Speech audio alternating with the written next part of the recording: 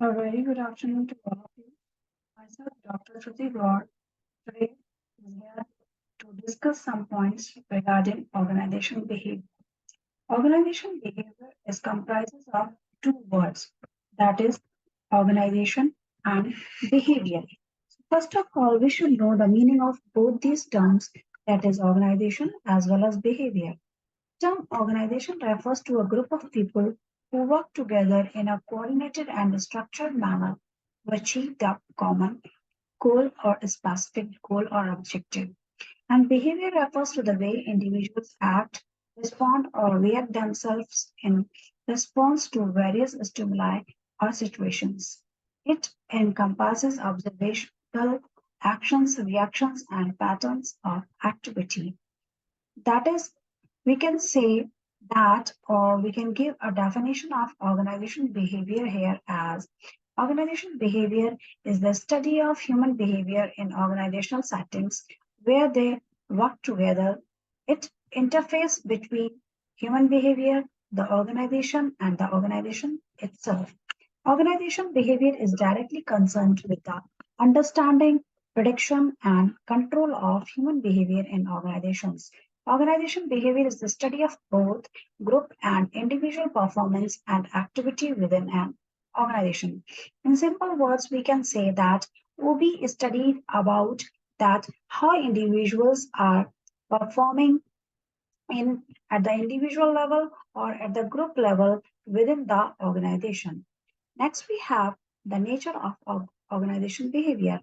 It is a separate field of study and not a discipline only. It means that OB is that science that is based on a theoretical foundation.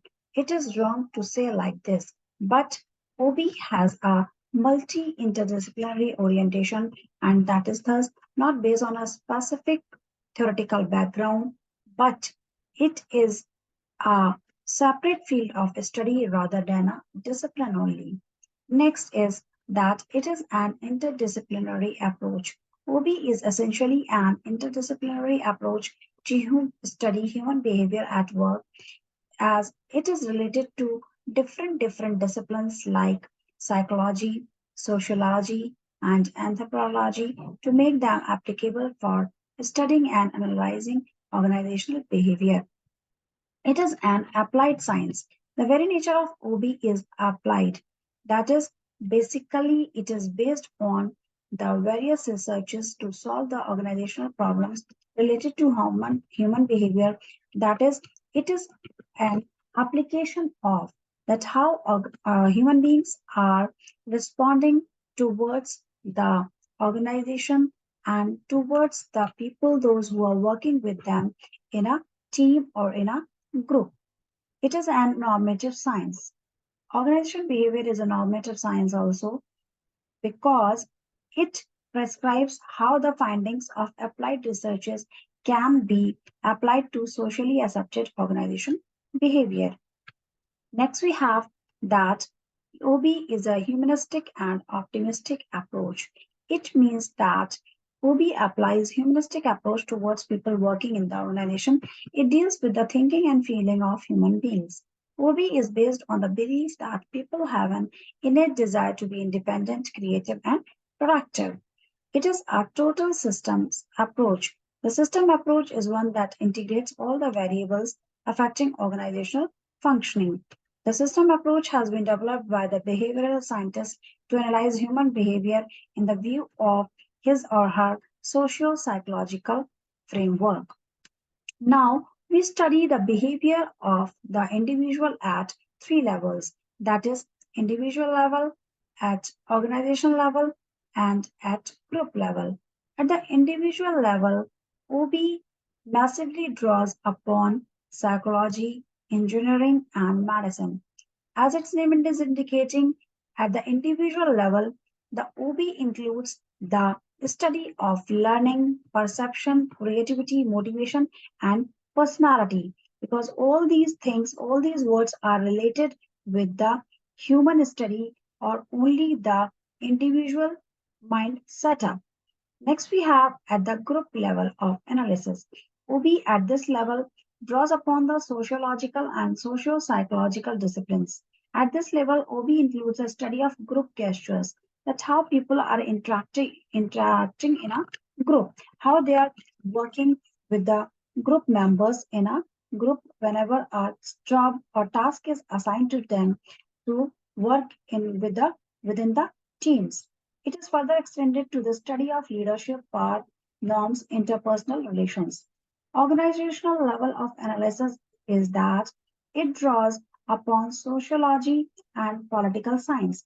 At this level of analysis, OB includes the study of organizational culture, structure, cultural diversity, interorganizational cooperation, and coordination. Here at the organizational level, because so many people are coming in contact with each other, means at the political things are also there, because number of people are working here, they are coming here with different mind setups, so they are coming from different cultures, so there is a cultural diversity also. Next, we have the fundamental concepts of OB. It is based on there are some basics of OB on which it is based upon. The first one is individual differences. As its name is indicating, every individual in the world different from others. No two people are alike. Science supports this idea also. The idea of individual differences comes from originally from psychology. From the day of birth, each person is unique, and personal experiences after birth tend to make people even more different. People are coming from different families, different cultures, different mind setups, so they react differently in the situations usually. Second one is perception. People's perception are also different when they see an object. Two people can differently present the same object, and this is occurring in their experiences. A person always organizes and interprets what he sees according to his lifetime experiences and accumulated values. Next, we have a whole person. An employee's personal life is not detached from his working life. A person is having a personal life, and he's also having its working life also. As an example, a woman who's working in an organization is there in the office, as well as he is taking care of his kids also who are at home. So we study here the individual as a whole person. Next is motivated behavior. An employer has so many needs inside him. So they want to fulfill those needs. That's why they had to perform well in the organization. Some motivations are necessary to enrich the quality of our work. A path towards increased need fulfillment is a better way to enhance the quality of work.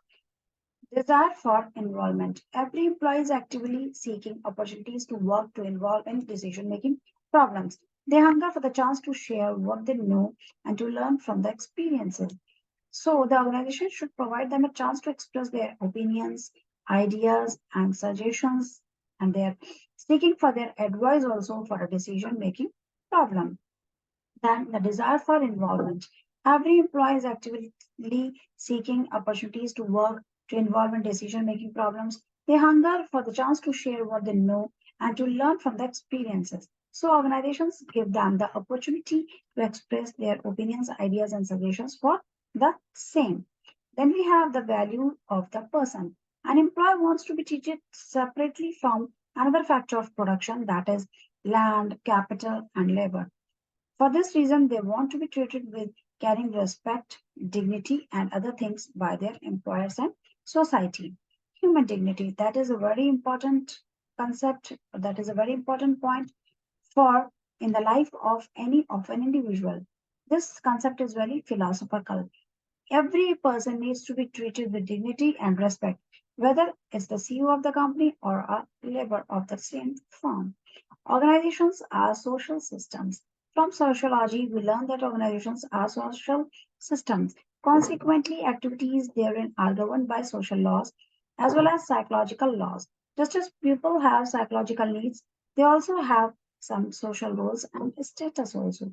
Their behavior is influenced by their group as well as their by their drives they have. Next, that OB is a holistic concept. A holistic concept emerges when the fundamental concepts of OB are placed together. This concept interprets people organization relationship regarding the whole person, the whole group, the whole organization, and the whole social system. Next is the mutuality of interest. Mutual interest is that at the same point, the interest of the individuals and the interest of the organization are same. They are formed and maintained by some mutuality of interest among their participants.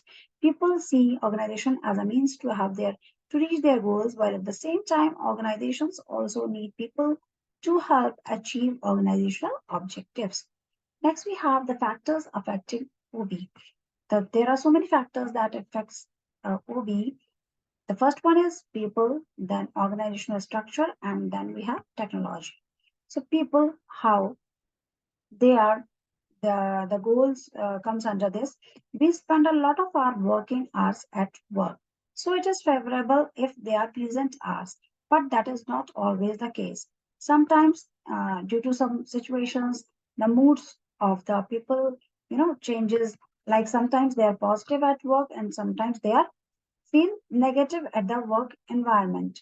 So, the interchange between independent employees is, in fact, one of the main areas of the study within the field of organizational behavior. Various intimate features that may affect organizational behavior include the educational level of employees, their backgrounds, abilities, and beliefs. Organization structure. Organizational structure means that the hierarchy that we are following in any of the organizational setup from the top level management to the lower level management. It includes elements such as hierarchies, job descriptions, departmentation, and compensation system. Next, we have the technology. The technology has a notable impact on working relationship. Of course, technology provides the resources with the people work and affect the task that they perform. They cannot accomplish work with their unarmed. The great benefit of technology is that it allows people to do more and better work, but it also restricts people in various ways that it has costs as well as benefits also. Next, we have the types of organization behavior, or we can say the models of organization behavior. We have the five models of behavior that we have to or we study in organization behavior. The first one is autocratic model. Autocratic model is the model that is contingent upon strength, ability, and legal authority. In an autocratic organization, the owners who manage the task in an organization have legal authority to manage the employees who work under them. These lower level employees have little control over the work outcome. The lead principle behind this model is that management has considerable business capabilities and the non-employee has equitably low levels of expertise and needs to be fully controlled and supervised. Next, we have the custodial model. To prevail over the limitation of the autocratic model, this model came into existence. It means that the insecurity and frustration felt by the workers under the autocratic model sometimes leads to hostility towards the boss and their families. So, custodial model try to make employees feel as if the head of the organization is caring for their individual needs. So here this can be frequently done by welfare packages for the employees given by the employers, such as healthcare, retirement plans, and other inducements. Next, we have the supportive model. Supportive model is dependent on the leadership rather than on money and power. The leadership and other procedures of the organization must be such as to ensure a maximum anticipation that in all interactions and all relationships within the organization, each member will, in the light of this background, values and expectations, view the experience as supportive. As its name is indicating, it's a supportive model that both the employee as the employer come in contact with each other to take any of the decision together. Collegial model is that it is the main aim of this model is to create such an comfortable environment in the organization so that both employee and management feel like equal contribution and thereby respect each other. The result of this type of model is the workers' job satisfaction and commitment towards the organization. Next, we have the systems model. This model is the substructure, culture, and team environment which consists of policies, management, and communication. It examines the area of amalgamating and employs skills into facilitating the organization. The aim of this model is to reach an argument between employees and the organization to generate the common goals. Next, we have the goals of the organization behavior. It is divided into four parts, that is, to describe, to understand, to predict, and to control. The first one is to describe. Describe means that its objective is to narrate how to behave under various conditions. Like, as a manager, I have information regarding the junior employee who comes to the office late and leaves the office early. So that is means to describe the situation, that what is actually happening in the system with any of the employee. Then we have to understand. The second goal of the OB is to understand why people behave as they do. We should have to, as the manager have to understand the reasons behind their actions, that why an employee is showing such kind of actions. Next is to predict. Predicting future behavior of employees is another goal of organizational behavior.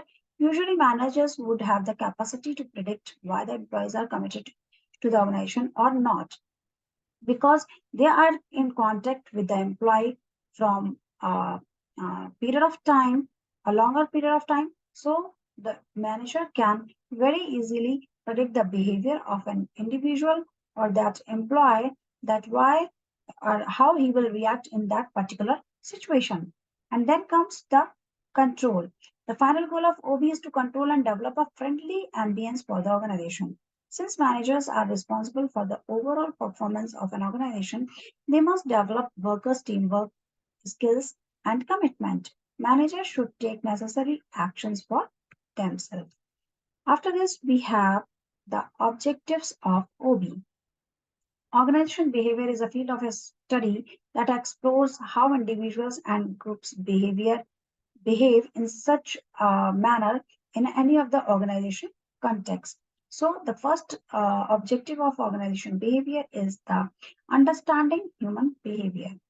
First one is to comprehend and analyze the behavior of the individuals within the organization. Then group behavior, to understand how individuals form group, communicate, and interact with each other. Next is improving productivity. That is to enhance the performance, to identify factors that contribute to improve individuals and group performance. It is the task or job of the manager. Next is promoting employee satisfaction. That is to explore factors that contribute to job satisfaction and motivation of the employees. We should keep on motivating the employees so that they can be motivated towards doing their job. Then is managing diversity. That is that, as I told you earlier also, that the people are coming from different backgrounds with different mind setups. So we have to manage, or it is a task or job of the manager to motivate or to take care of the diverse workforce, or to manage the diverse workforce. Next is effective communication. That is to improve the communication channels within the organization. Is whatever is to be tell or to be given to the top level, from the top level to the lower level or to the middle level, it should be passed through the direct channels of communication. Next, we have the leadership development. Leadership styles, to study and promote effective leadership styles that align with organizational goals. Next is, that is very important in any organization, the main, you can say, the function of manager is to conflict resolution. That is managing the conflict, to develop the strategies for handling and resolving conflicts within the organization, and to They should have the negotiation skills among employees and the leaders. Next is organizational culture. Organizational culture is to shape and maintain a positive organizational culture in the organization. And then we have employee well-being. Employee well-being is to work-life balance to support initiatives that promote a healthy work-life balance of any of the employees and to take care of the health and safety of the employees in the workplace. Then adapting to change. Change is very common in any of the system at any place we can say that is change management to understand how individuals and group react to and adapt to organizational change. Innovation to foster a culture of innovation and continuous improvement that is very important in any of the organization. So this is all about organization behavior and the basics of organization behavior we talked here. Now I want to conclude this by saying that organization behavior is a multifaceted field that delves into the study of human behavior within the organizational context. The key concept and principle of OB contribute significantly to our understanding of how individuals and groups function in the workplace. In essence, we can say OB serves as a crucial lens through which organizations can understand, interpret, and positively influence the intricate web of human interactions in the workplace.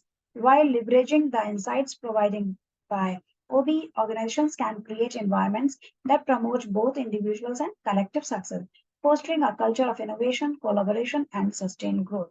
Thank you.